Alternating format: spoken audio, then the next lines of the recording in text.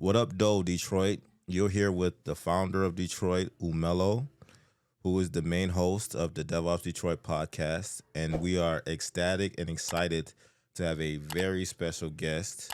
And it's going to be talking about cybersecurity. But we're not just going to be talking about just cybersecurity. We'll be talking about a specialty, a niche in cybersecurity called GRC. So we're here with Colette Jones, who specializes in GRC. And I brought her here because I myself don't know a lot about GRC, but I see so many people, especially in the city of Detroit, asking and wanting to learn more about GRC. So this would be an opportunity for us to give that exposure of what GRC is about. So I'd love for Colette to really just give us a touch about her background and how she started and what she does. Okay. So, as you heard, I am Colette Jones. I am a governance, risk, and compliance control tester. I have been doing this now for about 3 years. I work in the financial industry. And so, a part of what I do is creating, the policies and standards for our company, testing the controls, and controls are security measures put in place to protect the money, the customer's trust and identity at the financial institution. And so by testing, I go around and I talk to the control owners, people who own these processes, and I ensure that they can come up with proof that these systems are functioning the way they are supposed to. I attended Wayne State University, go Warriors, where I pursued my degree in information systems management. I am a big advocate for that degree. I would also say that I'm quite business minded, and I think that that helps me in my job. So that's just a little bit about me. So we'll start with this one question. Okay. In regards to your story. Okay. What made you get interested in tech? We'll start first with just tech. Okay. So that's interesting that you say just tech, because it was never really just tech. Okay. So everything kind of started for me untraditionally, and I take it back to even being in middle school. I was one of those individuals that grew up on the internet, and so I was interested in online mysteries and augmented reality games. Okay. And so I was involved in a lot of forums, 4chan, Unfriction, things of that nature, and it kind of pipelined me over to cybersecurity forums that were at the time, little did I know, for gray hat hackers, and that interested me. I didn't partake at the time, but I thought the whole thing was just very fascinating. Was this like high school or middle school? So this actually started in middle school for me, just being nosy online. Okay. And then I decided that I wanted to do something investigation related. I kind of lost that interest, and then I started college, and I already had a business associate's degree I obtained in high school, and I ended up bumping into a guy online, and I think he says Elevate the Uncommon. I think that's his YouTube name, and he talks about information systems management, and he convinced me that there was a lot of options out there for me in that realm, and that's how I ended up getting into technology. So not a guy you met in person. No. But, okay, so YouTube, you were just online platform. Oh, wow, okay. Yeah. Okay. Because the internet is my thing. So like, how did he convince you? Is it like he had videos just talking about it, or I'm interested in that? So he had videos essentially promoting it, talking about the salary ranges, the careers that you could pursue with that degree. And I didn't want to be an investment banker anymore. Okay. That was originally what I was going to do, is pursue finance and economics, but I wanted something with a better work-life balance. And so I went to looking up online, like, what could I do? And tech came up, and this guy's video was the first thing on YouTube, and he was talking about information systems management. He was a black man. He was so convincing. And I was like, that's what I'm going to major in. I majored in it the next day after seeing that video. And 5 months later, I had my first tech internship. And this was this was... So we're jumping. Okay. We're jumping, yes. That's how I ended up actually getting into the field in college. Wow. So Is his YouTube still exist? It actually does. I'd have to check on the name, but Okay. I know it does because I looked it up last night. I was like, I have to find this guy because I knew I was going to bring it up today. I was like, he was such an inspiration to me, and now I push information systems management as a degree the Okay. same way he does now. All right. So I guess that kind of answers one of my questions, where it's like, what originally got you interested in, say, cybersecurity? Okay. Um, it seems like this was kind of always the plan for you. I wouldn't say. I would say that my natural skill set of being investigative ended up like benefiting me down the line in cybersecurity. But no, this was not always the plan. I have 2 business degrees, even the one in information systems management. The base of that degree is business. Okay. The plan, like I said, was to pursue finance and economics and become an investment banker. Oh, okay. But that is very rigorous, and I didn't like the work-life balance that it provided to people. I felt like it left very little time for personal development. So Okay. I switched over and decided to pursue cybersecurity. Okay. So you would say it just wasn't a good fit of what your main objective in your everyday life, in your personal career life. Of course. So I take careers as secondary. My life and what I do in terms of personal development is first, and I build out my career based on that. So when I thought about what I wanted my life to look like in the next 10 years, being behind a desk, talking to other people in banking, doing investment banking just wasn't it. It wouldn't have allowed me time to do the things that I was passionate about. So I had to think backwards and go, okay, what would I also be satisfied with that I can do that doesn't take up that much of my time? And cybersecurity was one of those things that I was also passionate about Okay. and that I could do with less time. So you said things that you're passionate about. You want to share? Yes. So some of the things that I'm passionate about for me, I enjoy dance very much so. I don't do dance professionally, but I do it in my spare time. I'm a very big family person. That is absolute first for me. And I do take care of my grandparents. So I am a caretaker. And I felt like, you know, having that privilege to be able to take care of them was more important. And I was like, I can put in the extra work. I can do the hard work, but not to the extent of like I'm doing 14 hours days back to back. And that's what investment banking would have required on a larger scale for me because I was like a Goldman Sachs girl. I was like, I'm going to do it big if I do it. And so I had to think backwards from that. So I could have time for my family, so I could have time for dance. And then I also casually do poetry. So I was like, it's not going to leave me time to enjoy myself. Makes sense. Yeah. So I guess, what were the key moments that pushed you toward GRC specifically? I met a wonderful lady that I admire very much still to this day, Wilma, and I was placed with her during my internship, and she was one of the only Black women in senior management at the company, and that already like attracted me to her. I was like, how are you surviving this? She ended up taking a fondness to me and another one of my friends, and we stuck with her, and I ended up finding out that that investigative mindset that I had, that was GRC, that was control testing, that was risk management, and I ended up being good at it. And so she fostered that skill set. I came back in to the program through something called the TDP program, a technical development program, and I did project management, I did data analytics, and then I finally landed on control testing. So I don't know, maybe I misheard you. Was this after you finished your degree or just during your degree? The internship was during my degree. Okay. It was during my junior year, and the technical development program was post graduation. Oh, okay. Yeah. Yeah. What were the other options before the GRC that you were thinking about after the graduation? If it hadn't have been GRC, at the time I had positioned myself to think project management was going to be it. Okay. And then I did project management, and I was like, it's okay. I'll let y'all have that one. Okay. I didn't want to do that anymore. So outside of that, that is involved now, but that's where I started. Okay. Yeah. So let's talk about what GRC is really. Okay. So for someone who doesn't know Mm-hmm. and is really trying to get into this Yeah.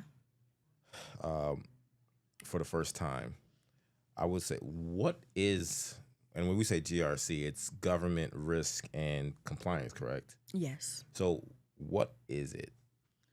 So, governance, risk, and compliance. I would say this: the easiest way to explain it to someone who doesn't know, governance meaning where we set the rules, right? If we're bringing a new tool in, if we're bringing in a new process, those are going to be the people that are going to say, what safeguards do we need to put around this to ensure that we reach no legal implications or there is no unaccounted for risks that we may face, and they create standards, policies, rules, regulations.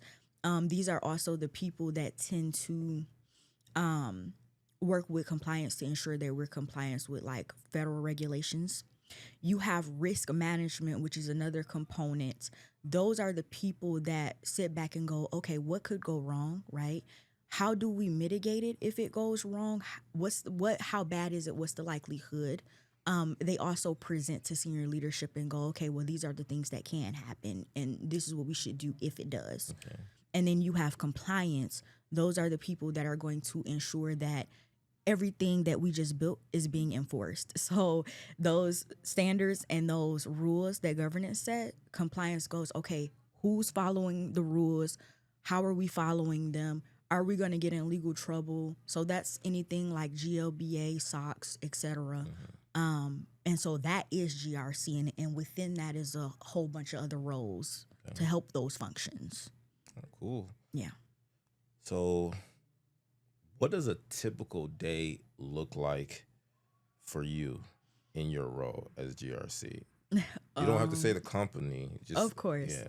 So a typical day for me, I'm looking at, if I'm in detail, we're checking emails in the morning, trying to see if control owners are emailing me about evidence I may have requested out for control testing.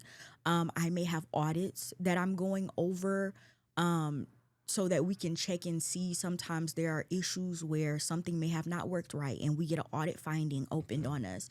And I am the one that has to go, okay, they're saying that they're remediated this problem. Have they actual? So that's issue validation. I could be talking to compliance about new policies that may be coming in and how that's going to affect testing for this year. I could be talking to like engineers about technical setups that I have questions about. Maybe they had an issue pop up, and or maybe I'm trying to make sure they're following our rules and regulations as needed. So my day to day looks very different, but I would say it's big analysis, communication, investigating work. And you have to know your technical stuff for all of that. Okay. Yeah. When you say technical stuff. Yeah. That was broad. Okay. Well, what does technical look like for GRC? Technical for GRC, I'm going to have to say it because I feel like it's a misconception. You have your hand in a lot of different pots, right? At my company, IT and cybersecurity for governance risk compliance is not separated. So although my label is a cybersecurity control tester, I also do IT control testing. So I have to be versed in what is sometimes the development life cycle on both sides. For cyber and for maybe software engineering, I have to be well versed in identity access management, especially at a bank. Data loss prevention, so DLP. Cloud security now is a big thing now that our financial institution has taken it on. And I had to learn that. So there was a big crackdown on like, oh, you have to get your cloud certification and or you have to know how to speak the language of the people working in cloud. And so I didn't have time to get my certification, but I've had to do just as much studying trying to speak the language that they speak. So for technical stuff, I'm going to say that, yeah, you may not be coding. You may not be working in Splunk or doing red or blue team related activities, but you have to know how to speak all of their languages. So yeah, I'm probably studying for about 3 certifications right now, Oh wow. just so that I can have that credential. But even prior to that, I'm always having to inform myself in order to have these competent conversations with stakeholders. So you have to have, like, I guess, what do you say, surface level knowledge, or more deeper? I would say surface level knowledge, but then if you specialize in something, so like for me, cybersecurity, now they're expecting for you to have a deeper knowledge because I'm always working with those people. So when the manager of identity access management comes to me and which just happened recently, and he's discussing multi-factor authentication or the difference between authorization and authentication, the CIA triad, which is the baseline for everything in cybersecurity. I have to be well versed in how we're,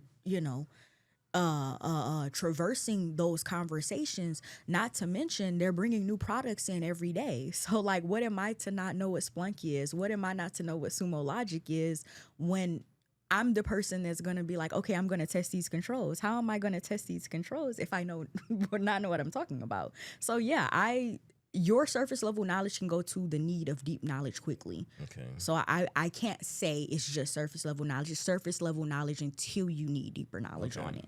Yeah. So why is GRC critical in industries right now? More than ever, especially now that we are in an active war. I would say even prior to our cyber threats that we've been facing here in America has been extremely prevalent. I was just at a cybersecurity conference where we were talking about some of the cyber threats we are experiencing from China. Governance, risk, and compliance is going to be imperative to any private sector business because we're getting broke into. Okay. Okay, not only are we getting broke into, but employees are putting businesses at risk without thinking.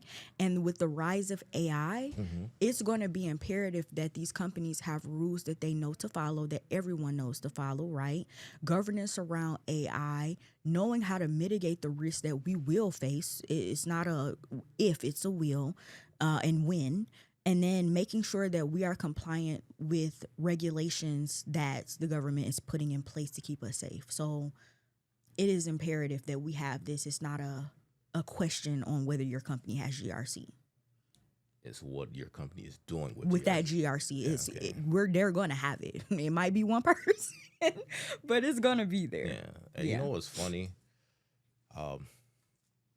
How I didn't mention anything about AI, but AI is mentioned. And it's just so crazy the impact that it's making just in every different industry. I just had a previous podcast episode. We had Senator Sarah Anthony. She came in and she spoke, and literally AI was talked about. Yeah. So I guess my question is that how is it affecting the demand for your position right now?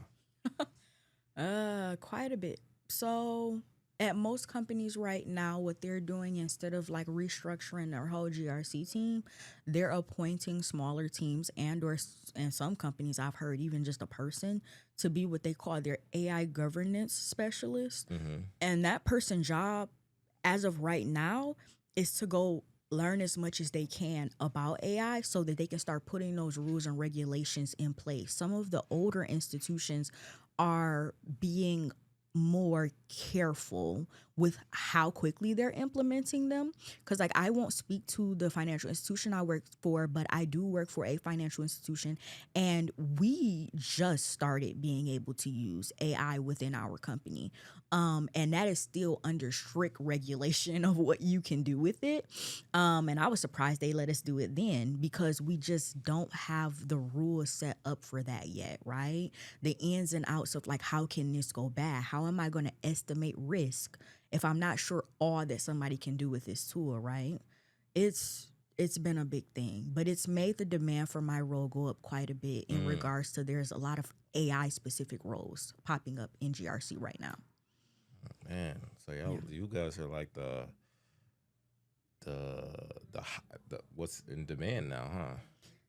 I would say that yes, I would also say that in the coming months, you may see more roles for GRC open up tremendously as we get further into our national conflicts. There's going to be a need for cybersecurity, our defense teams to partner up with governance, risk, and compliance to protect these institutions. So yeah. Sheesh. That's just, oh, you're like, yo, I'm good here. Like, I'm good. I'm good. Like people talking about, oh, Johnny, like, oh, the more people coming, I'm good. Yeah. Don't worry, war's coming. I'm getting paid. I hate to say it. Say it, but no, it's, unfortunately, when conflict comes, the demand for the job gets higher. So yeah. Okay. Yeah, I think that's very informative. Yeah. You know, especially someone who actually works in the industry. And it's really interesting to know that there's a correlation with your role and some cybersecurity roles and the impact of war. Yeah. And, you know, the overall global, you know, political climate, which Yeah. a lot of people don't know. Yeah. Yeah. So I want to talk about some of a myth buster per se Okay. about GRC. So what are the biggest misconceptions about GRC roles? I would say first being that all we do is paperwork, or this is a paper pushing job. Okay. Oh my goodness. I would say no. No, it is not. Okay. I would say that yes, we have to document heavy. I won't get around that, right? But I would even argue that documentation, proper documentation in the cybersecurity space is a skill in itself. These documents that I'm working on are going before the CEO most times, if not like third party auditors and the feds. So being able to sit down and go, okay, what are they going to be looking for? So I would say investigation actually is probably the biggest part of your job. I would even say that somebody who does or have previously done threat hunting would probably be really good at this job, and that we do partner up with threat hunters quite a bit. I would also say like the biggest other myth is that like I'm hearing that like GRC is the technical position for non-technical people. And Yeah, that's what I hear a lot. and unfortunately that's so not the case, and I would hate for anybody to come over here believing that, because it's not. Because as we just discussed, like if you're not versed, right? If you don't understand how these things work at their core, and I mean like good enough to sit across from an engineer and go, okay, this is what I'm looking for.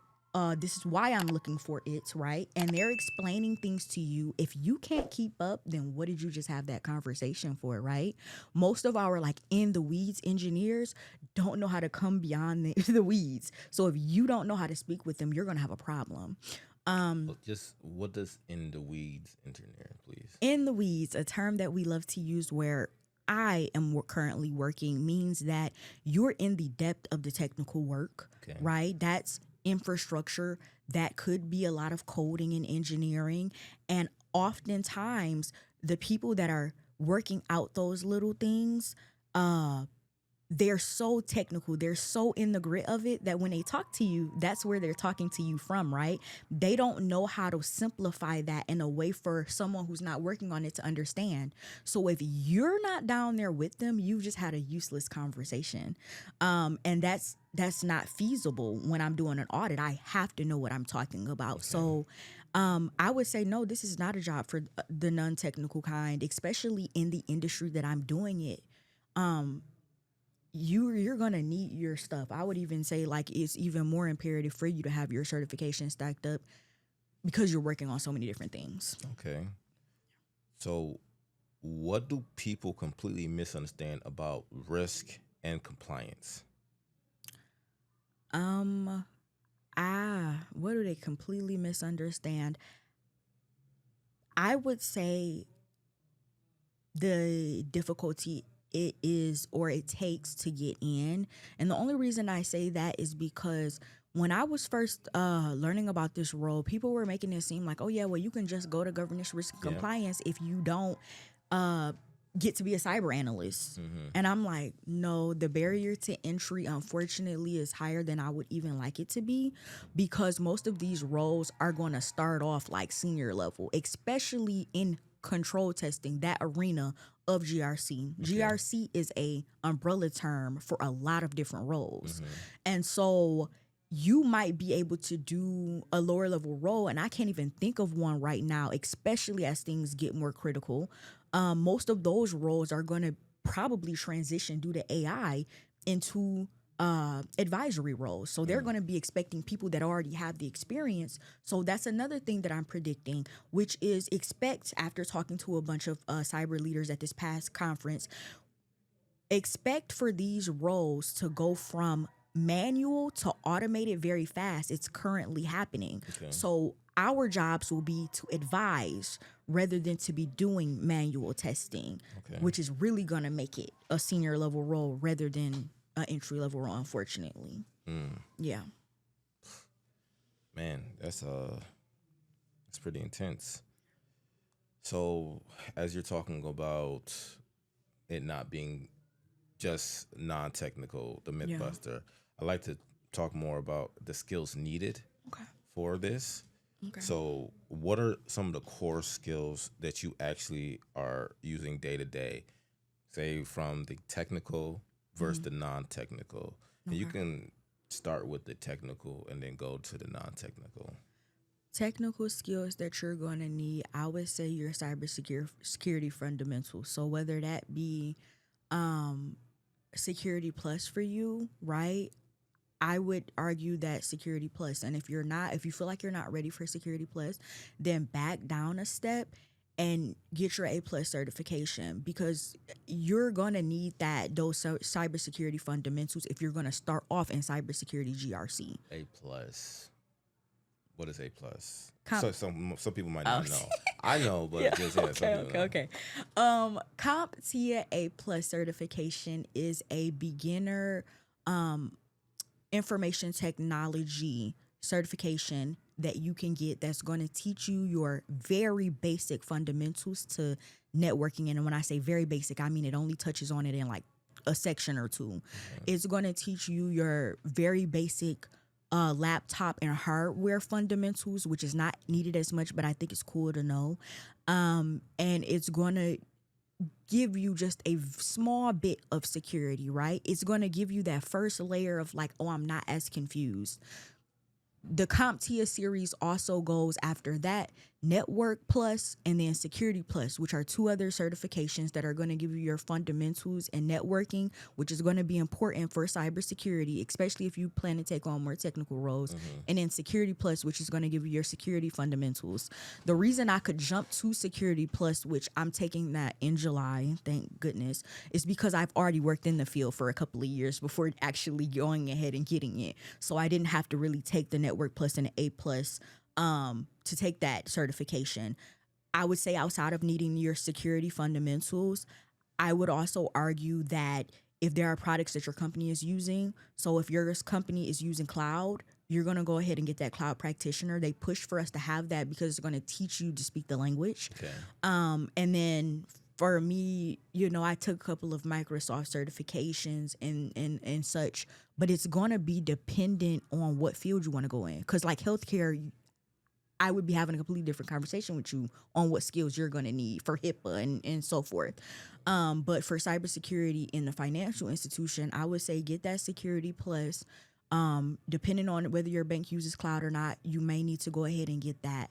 And then you're going to learn the rest on the job until you need another certification. I'm not even going to talk CISA and CRIS, which are certifications that are used for technology and cyber internal auditors, because you're going to need 3 years to get those certifications, period. So you're going to have to get in the field first. So start off with the Security Plus, CompTIA, or wherever you need to start in that world, and then shoot for a role. I would say networking will be the best way to get one. Okay. Yeah. So Now you're talking more so with the technical. You talk about the certs that help you get those technical. Yeah. What about the non-technical side? Soft skills, you're going to need very good documentation skills. And I would even go further as to just lately. I know it sounds petty, but my typing skill has had to go up substantially. Really? Okay. Because I like to try to get this work out. Like, I right now have like 27 controls assigned to me. So it's like I have to be able to type quite fast. I'm not saying that's a requirement, but I've noticed that me and most of my other team members type quite fast. And then you're going to need, so that's documentation. I would even say that I took a tech writing course when I first joined the team so that I would know how to write out technical documentation. Communication and stakeholder communication specifically is going to be everything, but that's going to go back to your business presence and understanding how to navigate talking to your leadership, and then investigative, analysis. How do you learn investigative analysis? I'm going to advise something so weird. I would go online mysteries. That's how I learn. Okay. Get interested in solving those online mysteries. You'll naturally get the skill, but I'm sure there are courses on Coursera or Udemy to pick those skills up if you want them. Okay. So what skills would you say helped you stand out early in your career? I will say, weirdly enough, it was my business communication that ended up making me stand out, because weirdly enough, everybody had the technical skills, but most people did not know how to translate those technical skills. In order to communicate with stakeholders, the business and leadership. I had those skills. So I would stand out where, okay, we all may know something, but how are you going to do when you're sitting in front of the SVP of DLP or something, and he's asking you to give him the findings from your audit? Okay, what are you going to tell him? Are you going to start with the conclusion and then walk him through the steps? Are you going to walk him through the steps, bore him, and then get to the conclusions? When you're doing executive presenting, you're going to start with the conclusions, walk him through the steps. That is extremely important because they do notice that type of stuff, even our technical leaders. So it sounds like you're about to answer my other question, where like that soft skill with communication is absolutely essential with what you're doing. Absolutely. Absolutely. And I would argue that it's imperative in other parts of cybersecurity too, because most businesses do not realize the value of cybersecurity until it's too late. Your Ariel, my friend, was just speaking to the chief information security officer of the NBA the other day when we were at a what I would call like a lunch and learn, and he talked about like the hardest part of his job being convincing the business of the importance of what they do. Okay. That is a big thing. You convincing people of the importance of what you do is going to be a problem for you in cybersecurity, period, and especially in my job. So, yeah. Oh, okay. So I like to talk more so with the upskilling and breaking in. Okay. So if someone wanted to get into GRC today, where should they start from? And I know the market is the market, and like you said, Yeah. it isn't a junior level. But yeah, just say if you were to do it all again, how would you recommend yourself doing it all over again? If only I knew. So if I was able to take the knowledge with me now, I would start off by getting a student membership to ISACA. And I believe they also have like a like company affiliated membership that you can get. And the reason why I would say that is because that is where all of our major people are going to sit. ISACA is the Institute for Internal Auditors. I know it stands for something a little longer, but I summed it up. And I would get a membership there. I would find out who's in my local chapter, and I would begin networking there. Realistically, those networks and employment referrals in this economy would be how you would currently get a job. Really? Is that serious? Yeah. You have to have those networks. You have to have someone you can tap on the shoulder and go, okay, can you help me? Especially if you're trying to do GRC and have never done it before. Don't be afraid to send out those messages on LinkedIn and ask for mentorship. Just, can we have a coffee chat, right? Pick people brains. networking is going to be heavy, and then outside of that, if I'm going to get a skill really fast, ISACA also has some beginner certifications that you don't need 3 years for. Okay. I would go ahead and get me one. I wouldn't get more than one because you don't know what industry you're going to be working in. Yeah. And then with those networking, let it be known that, yeah, I would like to get into the field, and maybe allow them to recommend some places that you can try first, because you also don't want to get in the wrong place either. GRC could be a tough role Okay. at the wrong company. I see. Yeah. So I never thought about that with the ISACA. Mhm. I think that's really cool. Never really thought about that. So you're basically saying it's definitely doable. You just have to reinvent the wheel. You're going to have to. And this is a good topic because lately I've been attempting to reinvent the wheel for myself as a professional now. I would say to treat yourself like a personal brand. You are a personal brand. And so where do you start in strategizing for that? The first thing you're going to need is you're going to need allies, right? You're going to need to know where are the people like you at. I've just taken on a new mentee, and I was just telling her that, like, okay, we have to identify what you want to do and then find those people where are they at, so they can start, you can start networking with them. And then people in professional fields love to help other people. Tell them what you want. So if you desire a role doing X, Y, and Z, tell them what you already have obtained. So maybe that's a little certification or two. And then ask them, like, where would they start? Sometimes that's going to equal a referral. Okay. So I think that's awesome, and you just answered. So when people reach out to you for mentorship or to be menteed or mentored, I'm sorry, you're very receptive of that. I actually am, especially in this season, because I know everybody needs the help right now. It's a really hard time.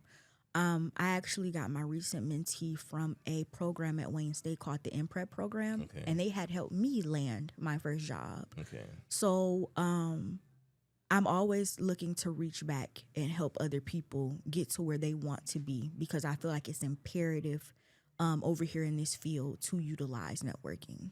Okay.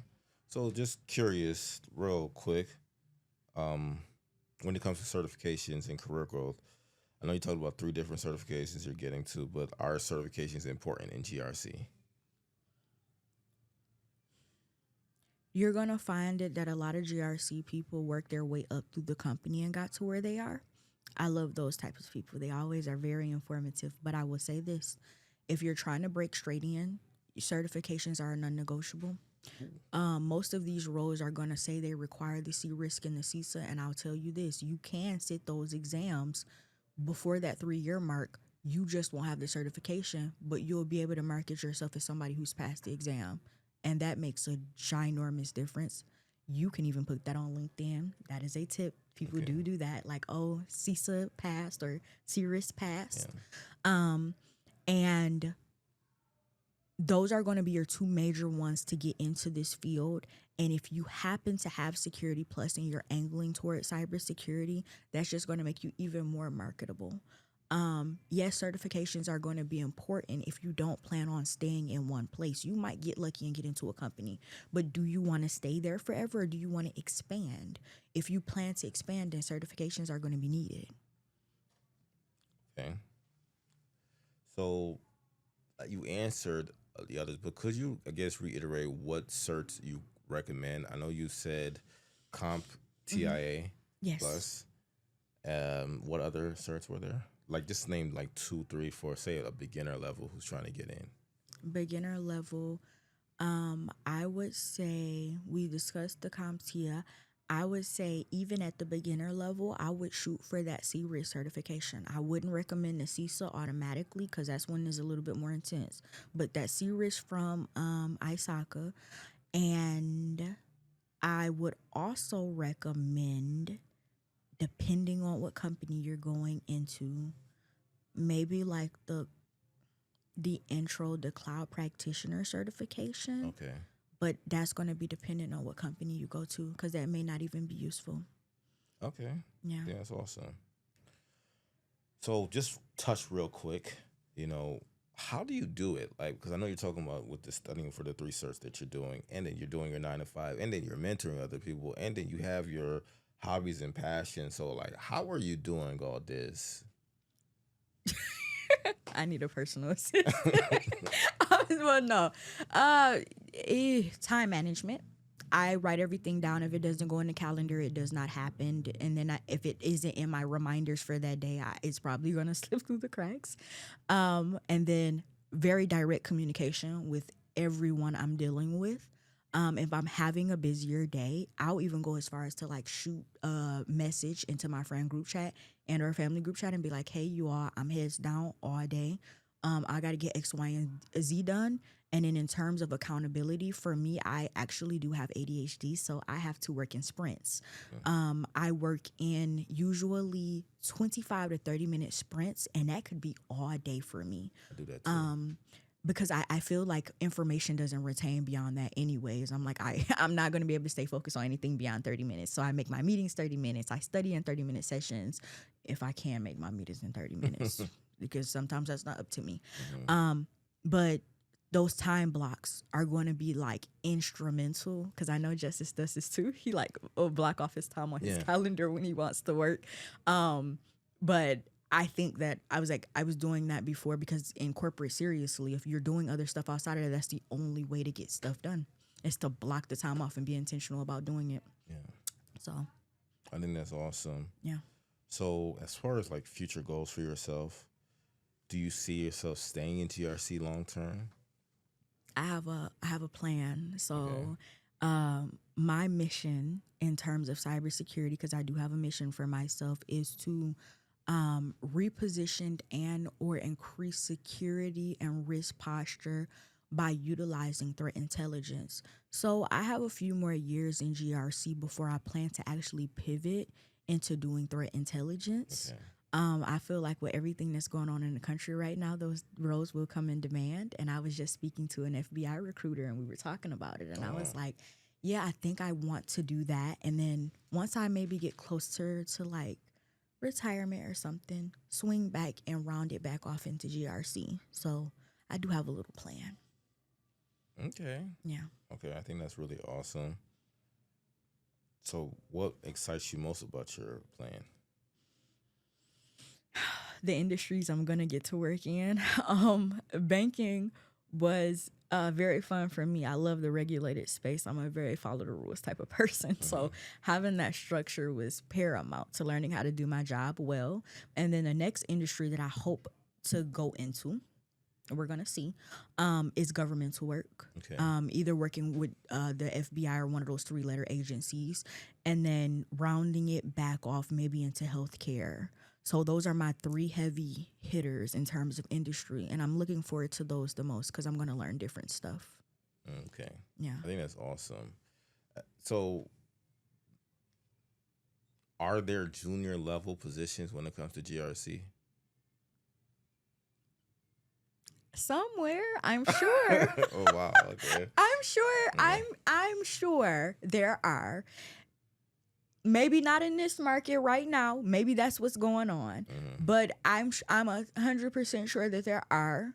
You just are gonna have to look, and then people create roles. I have seen weird stuff happen. I've seen companies completely create roles that did not exist for certain people.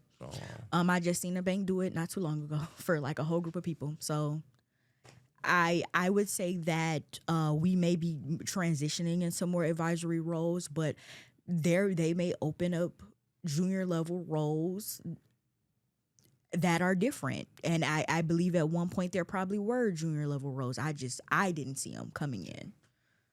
I think that's awesome. Yeah. So before I give my closing note, I'd love for you to give a closing note. I'd love for you to talk about one skill you highly recommend everyone should learn in 2026. Okay. One mistake to avoid in cybersecurity. Okay. And one thing you wish you knew earlier.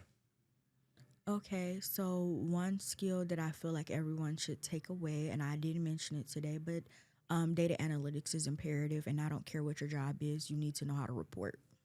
Yeah. And then one mistake that is easily made in GRC is trying to know everything all at once. It's not possible, and that's how you end up knowing nothing. When you are studying for these certifications, isolate one, focus on that. Don't be like me and trying to focus on three. Just focus on one at first. And then your last one was One thing you wish you knew earlier. one thing that I wish I had have known earlier. I don't know. You know what? I feel like everything was on time for me. I don't think there was something I wish I had known earlier. All of my lessons came in the order they were supposed to, so I can't complain. I guess if I was to speak to someone else, um make sure you improve on that stakeholder communication before someone puts you in the position where now you have to do it, cuz they will try to keep, I guess, juniors, if they're in those roles, away from that type of work for a while. Ask for the opportunity because they're going to eventually ask you to do it. That eventually will be your job. So don't hold back from doing that. Get the exposure early. Okay, and then before I give my closing note, is there any way you would like someone to follow you to learn more about you? Yes, everyone is welcome to follow me on LinkedIn. My name on there is Colette Jones. That's a way to find me. I may end up giving you a link, I guess, to link on this video. And reach out. Feel free to contact me about anything related to GRC or maybe even threat intel. I'm more than happy to communicate with people and help people out. I think you did awesome. Yeah. But in closing, I want to remind everyone, DevOps Detroit, we're a tech-based organization. We have workshops with cloud, with DevOps, with data, and we do workshops with security. As you can see, cybersecurity is in hot demand right now. We will be having more workshops in 2026 to learn more about these things that we have going on with DevOps Detroit. Follow us on our Instagram at DevOps Detroit 313. Also YouTube, DevOps Detroit. Be sure to like, subscribe, and we look forward to sharing more information. And if you're also interested in sharing your experience with Detroit, be sure to reach us through our email, DevOpsDetroit313 at gmail. And you can also shoot a DM through Instagram or just shoot a message in YouTube. Thank you for your time. This was awesome. Peace.